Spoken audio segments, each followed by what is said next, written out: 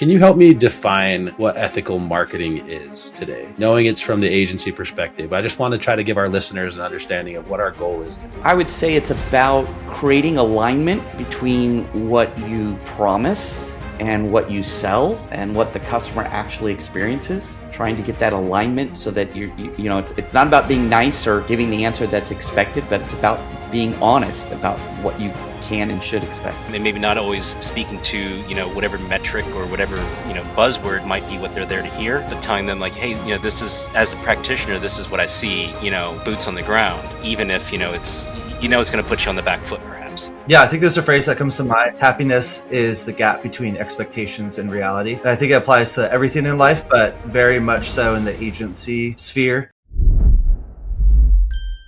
Welcome to SEO On-Air. I'm your host, Koa Kauwe. I've got three great guests with us that have willingly jumped into a podcast where we're going to discuss the ethics of being in the marketing industry. To give you a little background on each, I'm not going to do it myself. I'm going to let you hear from the legends themselves, maybe starting with Seth, if you don't mind. Please tell us a little bit about yourself and your background. Yeah, legend is a really strong term, but I'm Seth Trammell. I'm the director of SEO at KlientBoost currently. I've been in the industry for around 8 years, worked at the different levels of SEO from, the introductory strategist level, and I've worked my way up to running departments and being the director for the last few years here.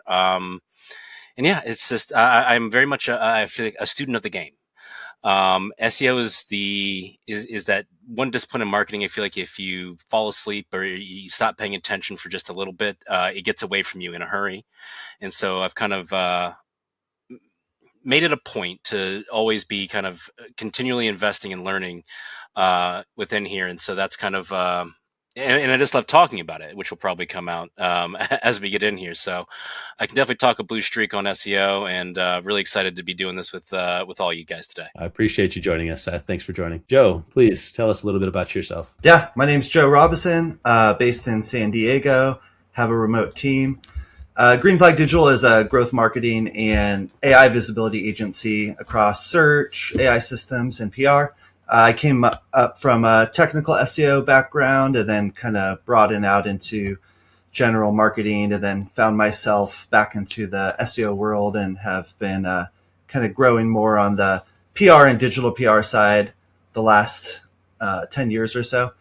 And so, yeah, happy to be here and talk shop. I'm happy you're joining us. Thanks, Joe. And last but not least, Josh, please jump in here and share a little bit about your background. Yeah, sure thing. So I work for Zero Company, which is a digital marketing agency. We're really focused on helping companies through any digital marketing channel, PPC, SEO, programmatic CTV, or social media. I've been in digital marketing since 2002, so almost 25 years.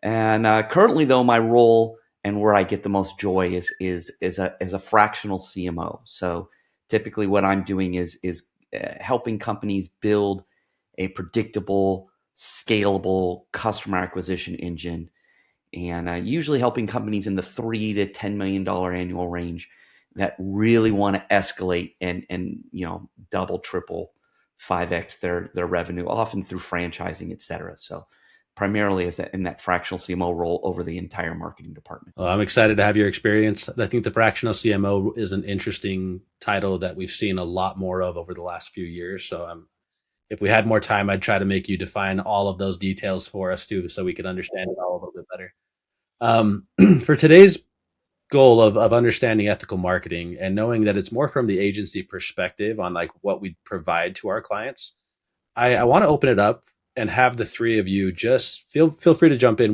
whenever you want. But can you help me define what ethical marketing is today? Knowing it's from the agency perspective, I just want to try to give our listeners an understanding of what our goal is today. I'll jump in. I would say it's about creating alignment between what you promise and what you sell and what the customer actually experiences. Trying to get that alignment so that it's not about being nice or giving the answer that's expected, but it's about being honest about what you can and should expect. Yeah, and to kind of piggyback on that, I agree with everything you said.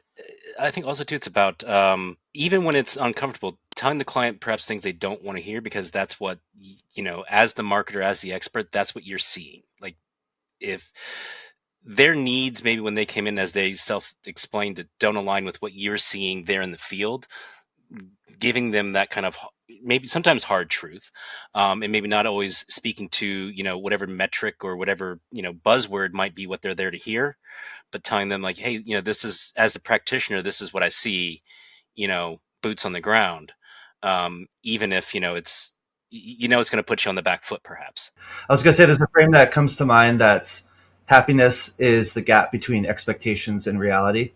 And I think it applies to everything in life, but very much so in the agency sphere. I think in the initial conversations and the discovery and sales process with clients, everything is positive and optimistic about best case scenarios. And, I think as practitioners, we do a good a job as we can to kind of, get to the root cause and find out if we're a really good fit. But when the rubber hits the road after the engagement starts is kind of when things start to get revealed. So in the ideal scenario, the original expectations are perfectly aligned with reality. But we know in life and agencies that doesn't always happen. So I think it's always key to keep that in mind. I like that as the intro to the entire podcast. Alignment, it addresses a question we've had on the podcast quite a few times, which is, and I could ask it to you two, the three of you actually, is marketing genius more important than operational excellence? Where would you, what side of the fence would you jump on? Boy, this is the old, like, talent over, like, natural talent over, like, practice, right? Like, I don't think you can exist without a little bit of both. The operational excellence is what I think allows, like, maybe marketing genius, so to speak, like, to actually shine. Like, if you don't have good, like, practices in place that are, solidified, repeatable, that show results, all the genius in the world isn't really going to overcome that, especially at least on the agency side. Individual genius can go pretty far when you're a freelancer, I think, sometimes. But when you're on the agency side, you have to do things that can be repeated and done to scale sometimes. And genius can help inform that, but you need a good mix of both. You have to have scalable systems, right? If you want to grow, you have to have scalable systems. And so that comes down to that operations side. And getting back to the ethics of setting up those systems, it's remembering that, hey, the real growth is only going to happen when there's a trust between agency and client, and realizing that, hey, we have to go in as agencies realizing our goal here isn't just to make the client happy today. It's to make the client succeed long term. And so we have to develop that trust over time before you can really see that exponential growth. Yeah, and I think a lot of it depends too on what is the nature of the firm, your firm. Like, are you a consulting firm or are you a process firm? I don't know if any of you have read any writing by David H. Meister. He wrote a really great book called Managing the Professional Services Firm. But he breaks into a few different categories for professional firms. One is brain firms, where you're like on the cutting edge and it's like your intelligence and your consulting. That is like the main part of your offering. Another is gray haired, where it's like you've been there, done that, seen all the problems. You can see what can like kill a company or like create a ton of issues throughout. And then the third is, what is it called? Efficiency. So it's like, how good are you at process and optimizing something very specifically? I think a lot of firms may be a combination of them, but I think that's really key to frame that question, which is what is the client expecting as far as which of those three categories you're going to be delivering a service, and how well are you fitting into that? Because you have a consultant that is totally chaotic, but he's like a genius, and just like one idea a month can really help the firm. But if the client is ultimately trying to buy efficiency, not your eccentric ideas, all they care about is efficiency. So I think those three buckets are really key for the alignment overall. It's just a fun question I like asking, because it really defines an agency, the balance between trying to have those genius moments, but also executing on all the other moments that make you deliver results. I just think it's fascinating. It also came to mind because I think of the genius sometimes for a lot of agencies, they want to lean on really good sales reps to help them bring in a lot of revenue. And the sales reps can be genius at closing a sale and sometimes not genius at what like actual execution looks like. And I think that there's a balance there that I would love to start with this conversation around like the ethical dilemma of marketing. How are you guys aligning the genius of a sales team with the operational excellence of your fulfillment team and making sure that those two pieces, and I like the alignment word, Josh, I'm going to point to you as I say that because that was like what you really started out with.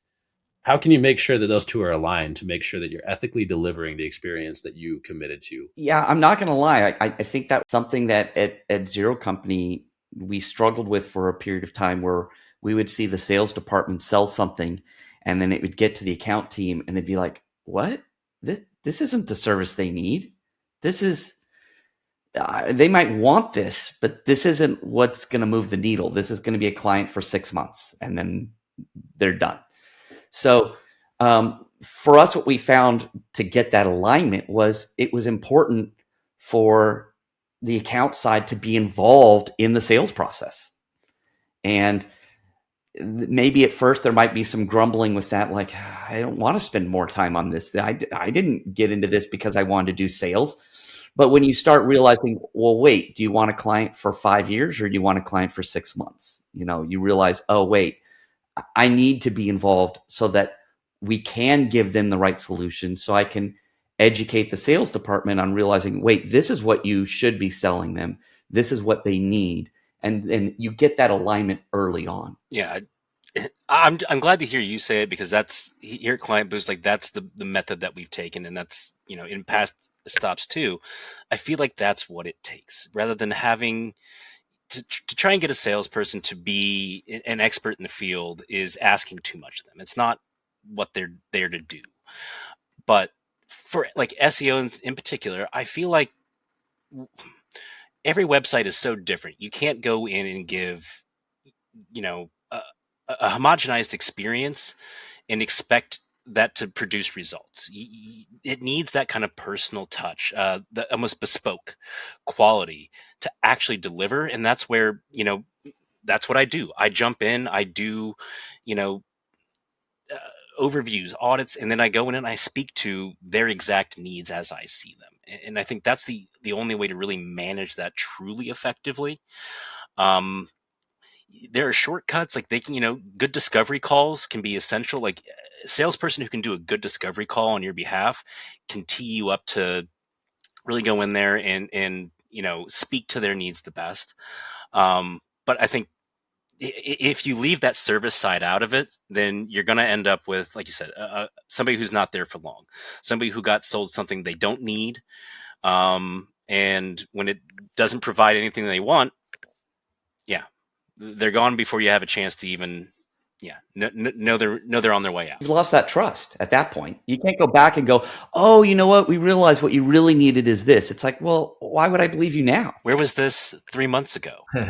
Do you have any idea what you guys are doing? You spent 6 months on the wrong strategy? What? Yeah, here's 6 more months of my life where I like, no way. Yeah, I think part of it is like in the sales process, the prospect is expecting the agency to kind of paint the picture of an ideal engagement and kind of bring the energy and like the excitement and potential. But that has to naturally be tempered by whoever's going to be delivering it, or at least the strategist has to kind of like give advisory on where not to overpromise or where not to overdeliver. So I think it's a balance. I think if it's kind of like a, not cynical, but like a very tempered sales process, then when a prospect is talking to other options, they're going to feel like the excitement and the energy and the potential from the other options, even if your service is ultimately the best. So I think it's just going to be a natural friction between those two worlds and trying to find the best balance of both. Now, have you guys had any luck where sales goes out, they make that deal, they didn't consult, they just got the signature. Have you ever had any success going in that first call where you get to meet them walking back just about everything sales did and say, hey, I know this is what you were brought in on, but this is what I see now here at the beginning. and this is what I think we need to do to reach your goals. Have you guys ever tried doing that and had any success? I mean, I've tried it, but results are mixed. I would agree with you. Results are absolutely mixed, because at that point, the salesperson does have the trust, right? They trusted that salesperson enough to move forward with the process. The account manager doesn't have that trust yet. So I think that's the challenge there. And it's a scary proposition to take, because I think it's the right proposition. I think it's the right move, but it's scary because you go, wait a second, I'm going to offer them something that isn't what they want on day one. Almost, I'm going to offer them something that isn't what they want when they don't know me. But if I don't do this now, I'm going to have problems 3 months, 6 months down the line. And I agree with you. I've had mixed results with that, but it's the risk reward of like, are they going to churn for sure? Or do I have a chance? Can I maybe save this now?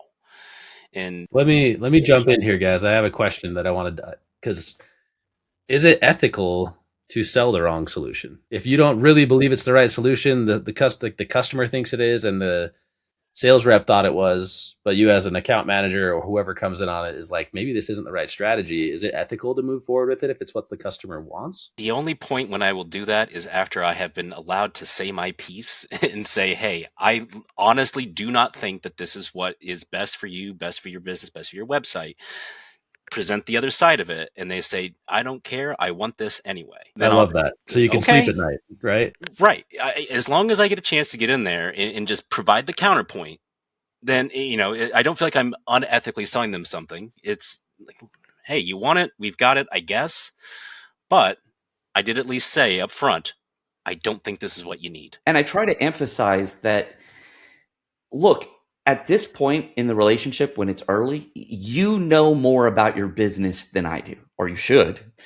And I should know more about marketing than you do. The only way we succeed is by merging or melding those knowledge bases. And so I'm going to tell you what I'm seeing from a marketing side and what I think is the right next move. Now, if you're telling me from a business side, no, absolutely not, I know my business, we need to move forward with this. Okay, to your point, Seth, I'm going to say, okay, we can do that, but I'm going to tell you, here's why I think we shouldn't, and go from there. I think a lot depends on the sophistication level of a buyer. If it's a smaller business and they're not super familiar with marketing and everything, and maybe they heard something over here that they want done, but you really advise against it, I would say it's definitely like an ethical breach if you think it's, just going to take money from them and not provide any value at all.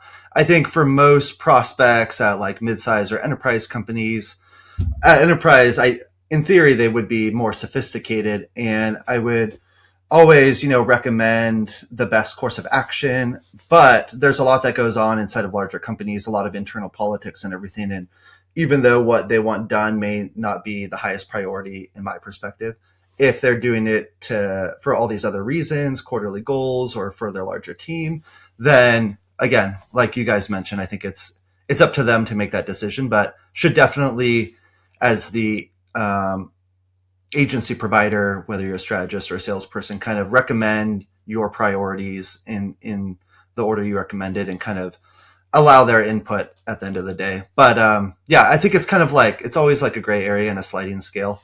There's some very clear ethical things that you don't want to cross or you don't want to offer, but once you get into it, it's a little more nuanced than a yes or no. I was going to say, I'll give you an example of a friend I was talking to a few months back, and he was mentioning he was frustrated because the CEO was saying he wants to see a TV commercial, and they knew that they would get more bang for their buck in other channels, but he was hammering this, and so what they ended up doing was going, okay, well, let's go back, ask the marketing director and the CMO at the time to go back and go, hey, what is the CEO watching? Okay, well, let's run a small CTV campaign. It's going to be very inexpensive, and let's make sure our commercial's running there. And then that's going to take the smallest possible budget out to make that CEO happy. He's going to see that commercial and feel good. And so it's still serving a purpose. it's making him feel good. Now we know we're going to move the needle in other ways. So, I mean, there's definitely an ethical discussion there, I think, too. But he felt like, look, we've told him this doesn't make sense. And it was absolutely no, you have to have a TV budget. Okay, well, what's the smallest possible TV budget we could have that would make you happy? Let's do that. And then we can move forward with what we know is what we believe is going to work. Yeah, I think that makes sense. It's like if there's, 5 service lines you're offering and, CEO or executive wants service line A to be 80% of it, but you're like, no, that should be like 5% of it. Then maybe you'll meet in the middle. But it's kind of like a question of prioritization and budget share than it is like, we're going to reject what this executive wants, because that'll just shut down everything. I see this so much now with because we're going to get here eventually, the AEO GEO discussion, where C-suite comes in and the only word on their lips is, whatever alphabetism we're using that day. And reality is far more nuanced and complex than that. When we look at like what is actually able to be delivered in the space, what are metrics even, and bridging that gap is one of the most difficult things I'm facing kind of on an almost daily basis. Particularly too, because we keep getting, I call them the GPT RFP, where you can tell that AI put together this, RFP that you're about to respond to, and it's based on an amalgam of, outdated information and up-to-date stuff and just, speculation and a couple good things in there. And you have to kind of just weave your way through it to find that kind of like that thread you can latch onto, like, hey, this is how it all comes together. And this is how I can offer you, this is how our services can meet that. And then for me, that is like, but here's the reality about this whole GEO question that we have right now. If you're looking to start seeing results in a few weeks or, a month, this isn't the right space. This is I actually on a call earlier today with a website that did multiple migrations in April, folded multiple businesses into one. And C-suite is upset because the terms that the old websites that got folded in used to rank for aren't ranking already on the new website. And it's like, guys, this stuff takes time. And especially when they did wildcard redirects for all those other domains. It's like, so immediately I'm excited because this is fun stuff. This is good investigation. But also too, I'm going to have to be like, I can help you guys out. But if I'm being honest, it's not going to be in a month. It's not going to probably be in 2 that we see these results. We're looking 4, 5, 6 out before we start to see some of that stuff come back. Well, and Seth, that's a great point, because there's so many different marketing channels out there that we're all familiar with. And it's not about whether AEO, GEO works. It's whether, is this the next thing that should be fixed, right? Where should we be spending our time? Where should that go on our order of priorities? And unfortunately, when we sell a specific channel, we say, this is it. This is all, and instead of selling, hey, we're here to thinking about the end goal, which is increased revenue, increased profit, et cetera.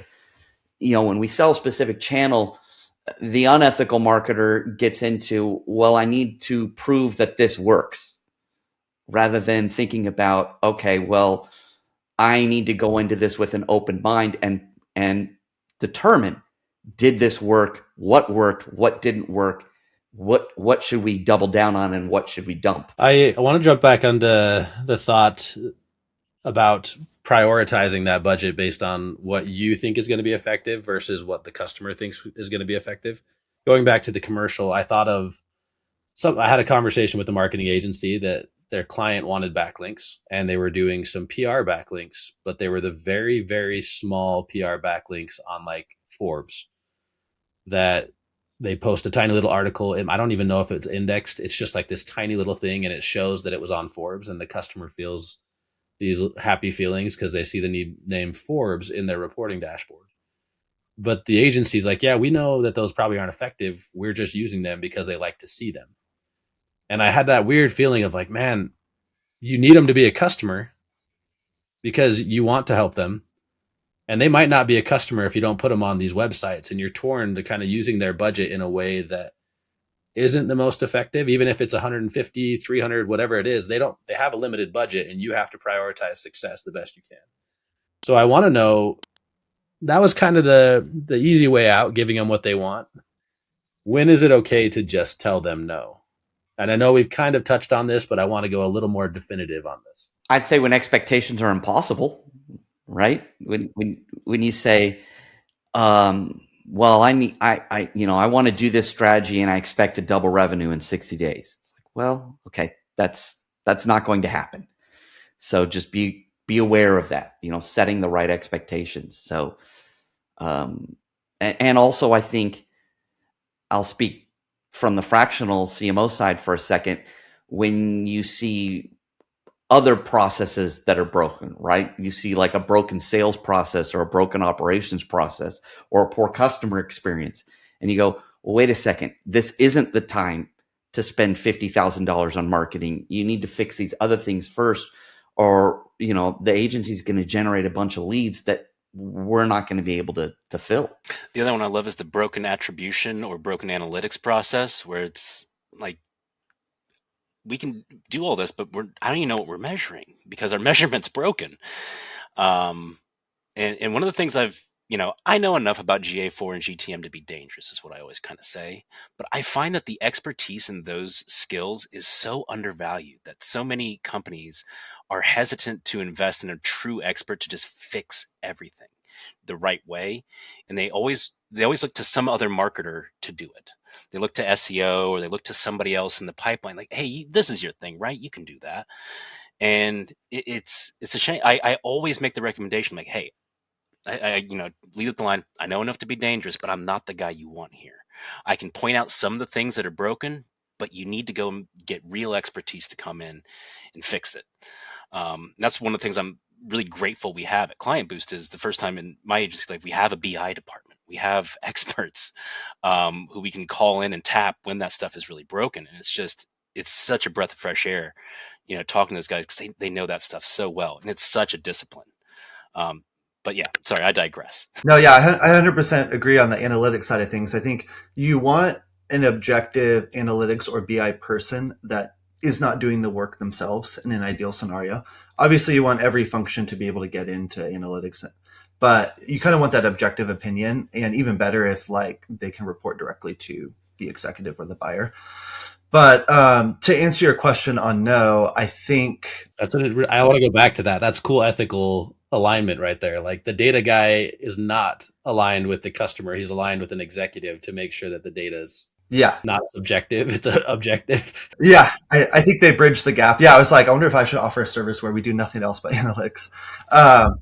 But I think the question of no is interesting, but I think it's our job as service providers to always have a discussion and entertain the ideas they're bringing in. Probably rarely ever tell them a hard no unless it's going to really tank things. And in that case, it is ethical to just shut it down.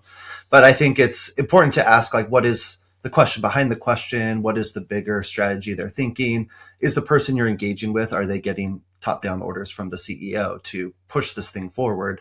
And so I think, again, it's kind of less of a question of a binary yes or no and more of a prioritization and guiding things in the right direction. It's on my mind because I have a 6-year-old that prioritizes being nice more than doing the stuff he's supposed to do. And he'll sacrifice his time to go help everyone else. And I think about the agencies, and a lot of agencies, I think, go into this for the right reasons. They want to help people.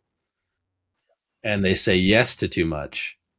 And at that point, they're not putting on their own oxygen masks. They're starting to just give it to everybody else, and things really start to suffer, and it damages the entire agency. So I was curious. That was kind of my perspective coming into maybe when it's okay to say no is this really helpful? Or do I need to just rip the Band-Aid off and tell you that this isn't going to help you or us, that we can't make this decision, at risk of damaging relationships and even maybe empowering employees to do that with the fear that they're going to use that power correctly and not incorrectly? It's a complicated line. I think we walk on that sense. I'm going to steal that oxygen mask analogy. That's a good one. I like that a lot. Appreciate it. Two of you mentioned analytics there. And that is I think a really complicated subject when it comes to the agencies I've talked to is reporting is something that's not always transparently communicating results. And today it seems like that's largely because not just analytics wasn't set up, but because the data is not accessible like it once was, or like the way we tracked it before. So today, what should reporting actually show to ensure that the client is getting what they deserve from their agency? Or let me rephrase that. What should the reporting show to make sure that the client's getting what they're owed from the agency as part of that relationship? I was thinking about this this week, just like as far as workflow and everything. I think the cleanest setup is everyone has, their service landing pages on their website. I think agencies can learn a lot from SaaS companies. Agencies tend to kind of bury a lot of information behind like the sales process with like the decks and everything, which there may be reasons to that. A lot requires customization, or like, pricing is different for everyone. So there's good reasons for that. But I think, with AI, I think services are becoming SaaSified in a way, or there's more potential to. And so I think as agency owners, we want to kind of like reveal information on our websites up front. And so as part of that, I think whatever we're offering on our website on the landing pages should be consistent throughout the sales process. And so it's a continuation there. So the same language we're using on the front end is also being used in the sales process. And I think that should also be carried over to reporting, so that all along the whole way, there was agreement on here are the goals, here are the metrics we're tracking, the KPIs. Whereas I think that's the ideal scenario. And then it's always going to be a blend of lagging and leading metrics, right? So if we're only showing keywords and links, but we're not reporting on revenue and leads, that's a problem. If we're only focusing on revenue and leads, but that takes 6-12 months, then you're just going to have like not enough information. So there's a balance there. So yeah, I mean, I think that's the ideal workflow in my mind. And I love the repetition of alignment in this conversation today. I think you hit on the point that's sometimes it's the most difficult to communicate. Sometimes is the kind of pipeline of metrics that it takes to, like it's core up front. And in that sales process, sometimes I will try to walk a client back from focusing on maybe like a vanity metric, like reporting on things like, AI mentions. I'm going to go out there and say it right now. That is a vanity metric. In the old days, it used to be like DR or DA. And I try to get them to like, well, that's all good. These can be somewhat directional maybe, but like that core that you're looking for, that is at the end of the day, it's sales, or it's leads. It's, it's this, right?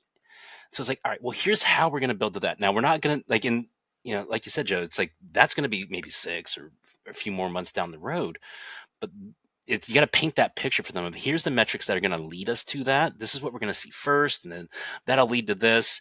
And you got to educate, I guess, along the way, especially if they're not, savvy in whatever channel you're, trying to help them with, as to, how that, and the ever, diversifying pipeline gets built kind of from a metrics perspective.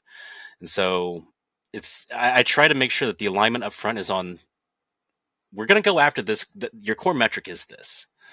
And maybe this one you came in focused on, it'll be a part of the path, but it's only a part. And sometimes maybe it's a very small part to getting you where ultimately you're going to want to sign on for another 12 months with us. Yeah, I think a good report probably answers a couple questions. It answers what happened, why did it happen, and what are we doing next? And it's that middle one, I think, that is often the hardest. Why did it happen?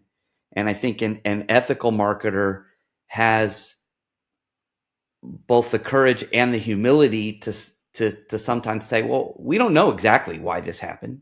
We have a theory. I have a theory that it happened because of this or this. We can test that theory by doing this next. But that gets back into, I think humility is probably maybe the most important quality of an ethical marketer, in realizing, oh no, I'm going to be wrong. Maybe a lot.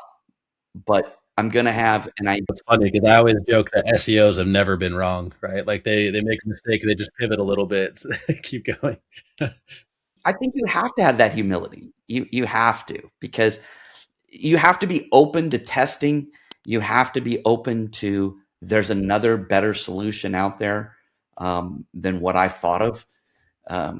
So I think that humility is key. I think that aligns well with what Seth said earlier, which was like the education piece of what he's doing. It's just constantly learning. Sorry, Joe, I cut you off. Go ahead. I was just gonna say, especially in our field compared to something like law or medicine, right, where there's things are changing weekly, monthly, especially in the AI space, maybe even daily. And so, yeah, you kind of have to, things build on each other, but there's always going to be a new technological shift. And there's PhDs that have spent 10 years on this, like in the world of AI, like going really deep. So all of us who are just catching up, we kind of have to approach it with a blank slate perspective, or a fresh perspective. And especially like in the SEO transitioning to AEO, GEO world, there's a lot of overlap, but the way that Google and traditional search engines have crawled, indexed, and ranked information and prioritized things is different from the way that LLMs ingest information and give their results. And so I think we're all kind of struggling with bridging that gap, and kind of, instead of only saying I'm going to build on my SEO knowledge only and not think differently, I think it's very important for us to, start from a fresh mindset as well, and kind of bring them both together. I don't want to transition the whole thing to AI, but I recently was creating all the prompt tracking for a company, and I got, 80 prompts into this, and I was like, I don't care about 72 of these prompts. They mean nothing for whether or not this company is going to get more customers. It's just vanity metrics. It really didn't do anything. Yeah, it's like keyword research from 10, 15 years ago. It's like you can look at thousands and thousands of keywords, but there's 1% of them are driving 50% plus of actual revenue. And so it's like, obviously it depends, right, Seth? Like on what company and their goals and visibility versus transactions and all kinds of stuff. But I'm going to take a step back to what was actually going to be my first question for you guys on the podcast. I kind of touched on it in another question, but what does an agency actually owe its clients? The word that jumps to my mind first is, I think, guidance is key, because a lot comes with that. Steering them in the right direction. And again, if you're doing pure consulting, then you're doing a lot of guidance. If you're doing actual implementation, you want to make sure the guidance is good, even if you're doing the work. So that's the word that comes to my mind. There's also reliability and transparency that are really key that go along with it. Finding the right balance of all three of those, in my mind, are the right way to frame the conversation. And then when it comes down to I guess you get a little bit more transactional there, but as far as, it's, whatever the benchmarks were promised or set, a lot depends on how much did the agency promise this as like a guaranteed floor, or how much is the agency saying these metrics are our guidance. We're going to do our best to hit them.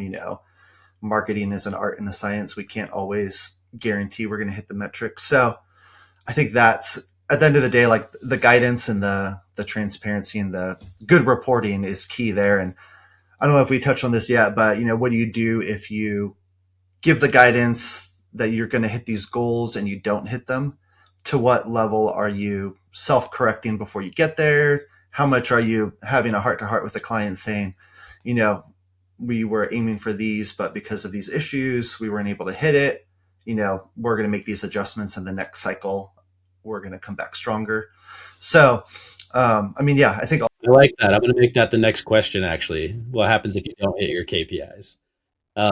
Seth and Josh, I should ask you the question from a fractional marketing guy, but what do you owe your clients as an agency or a fractional CMO? The guidance is probably the biggest thing, right? That leadership and strategy, right? We always think of things as like kind of head versus hands.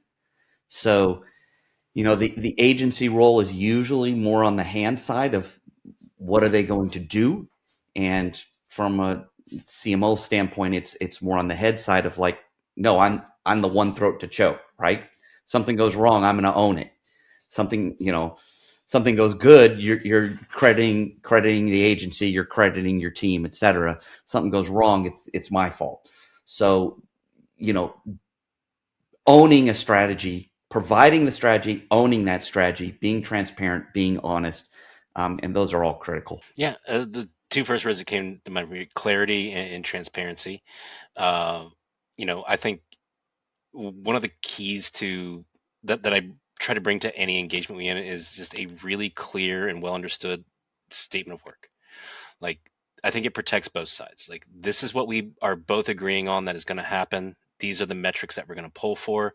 These are the ranges that we hope to, achieve for you. And just having that clarity up front, and then just being transparent about the process, showing where the work gets put in, and showing where, like, whether it is the hands, but I think a lot of times too, it's on the agency to bring the head. They're coming to you because they don't have an internal expertise in that channel, or perhaps they do and they just need more help. But either way, like, I think the best engagements are the ones where they're being expert led by, in my world, it's by that SEO strategist, by that SEO team, where they're the ones who are kind of saying, this is the direction we need to go, not letting the client tell them this is where they want them to go, and then them following along. I think you get yourself in a lot of trouble when you let that go a little bit too far. And that's where, I think I've gone far afield of the question itself, but it's that gets into the whole guidance thing, I think. So you guys have hit the nail on the head as far as I'm concerned. I can't improve on your answers. I can only do a tap dance and say the same rough things.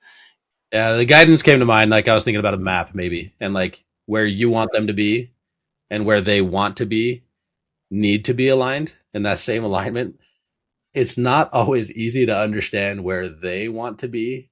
And I know we don't have a ton of time to dive too deep into this, but I'm curious, how long does it typically take you to feel like you've attained alignment with the customer's goals and the agency's goals or the marketing team? Because I think that comes, like, the thought of what you owe your client and that guidance being that, it doesn't happen on an hour-long call. It doesn't happen on 2-hour-long calls. So at what point do you feel, and that's what I think about what we owe our customers, that you've built a partnership that is healthy and growing, instead of that early phase where you're kind of like dating and it's not really working yet, I think one thing that comes to mind is whenever I've, started a new job as an employee, it always takes like 3 weeks to understand what the hell is going on at all. And then like 3 months to feel like, okay, you're in the groove. And then probably like that 6 months you're starting to deliver. I think that's roughly true in the agency world. I think most clients, if you're taking on big work, that's not like extremely discreet. If there's a lot going on, they'll probably give you about 6 months to get there. But again, there's going to be early warning signs. Like, they could tell in week one, like the kickoff call. Is the kickoff call meeting expectations, or is it like totally off and like totally different from what was sold? And then from there, like, the roughly 4 week mark in month one, and then the 3 month mark, and then it goes from there. So I think, it'll be different in every situation, but I think those are kind of roughly some patterns that I've observed and seems roughly true from what I've heard elsewhere. I would agree. 6 months is the time frame that immediately jumped to my mind. I will say too, and again, this is also an area where I think humility comes into play. Sometimes personalities just don't click, right? And I know at Zero Company, we switched, maybe it's been a couple years, 2 or 3 years now, to like a pod-based system where account managers work in a pod together. And we really encourage them, hey, if you're realizing 4 weeks in, 6 weeks in, I am not connecting with this client. This is just happening. The humility to recognize you're not connecting with this client. Right. And recognize that. And we have a system where you bring in someone else from your pod, or maybe multiple people from the pod on client calls, and see, and with your goal being, well, who else do they connect with? Who are they connecting with? Someone else better? And offering that to them. Would you like, Joe to be your primary account contact? I just feel like you guys have a good relationship. I'm happy to keep working with you, but and I'm would still be involved in with on the periphery. But I feel like you and Joe just really connect. You think that'd be a better fit? That's a win for everybody, right? But it takes humility to say, you know what, this isn't going to work. But again, better early then 6 months down the road, and you've just had 6 months of this, and the client's gone. Yeah, I think that's a great approach. I think it's like if you're talking to customer service and you're not getting what you want, and they transfer you to a manager or another person and they solve it, you're good. But if they shut you down, then things can go disastrous from there. I just not a sports teams. When I was thinking about man, sometimes I don't know why I picked a sports team that I want to win. I don't know. Maybe they were the underdog. Maybe I liked that one guy. He was doing something cool, and now I want him to win, and I have no other reason than that. It's all just like a weird judgment that you make inside your head to connect with someone. I think of that as a fascinating, everyone has a flavor that they like, and sometimes you might not have been the right flavor. It has nothing to do with you personally. It's sometimes way more complicated. I will say, getting back to the topic of kind of ethics and marketing, if we do our job well, it's so enjoyable. It's so validating because we can really change people's lives, right? I mean, there's so much junk out in the world, but as marketers, we have to be thinking about what are we putting out in the world. And again, when you do your job well, you're changing the lives of the founder CEOs you're working with. You're changing the lives of the employees as the business builds. You're potentially changing the lives of their clients and customers, as well as they become aware of maybe a better service or a better product or what have you. So, I think that's a responsibility that we have as marketers to make sure that are we behaving ethically? Are we putting good out into the world? And because it can have such a positive impact. And the flip side is also true. Yes, we're pretty much out of time today, so I want to wrap this up. I do want to thank you for the ethical side of this. That I hope that this is something that we can share with other agencies and recognize that it feels so much better to get that email or that text to letting you know that what you did is helping a whole company win than the money being deposited into the bank account that says someone signed up, right? And I think that that's the real goal behind the agency life is you understand that your goal, your job, your responsibility is to help someone grow their business. And success is really driven off of that growth and not the dollar. It's just a healthy part of a healthy relationship, right? It's still part of your oxygen mask, right?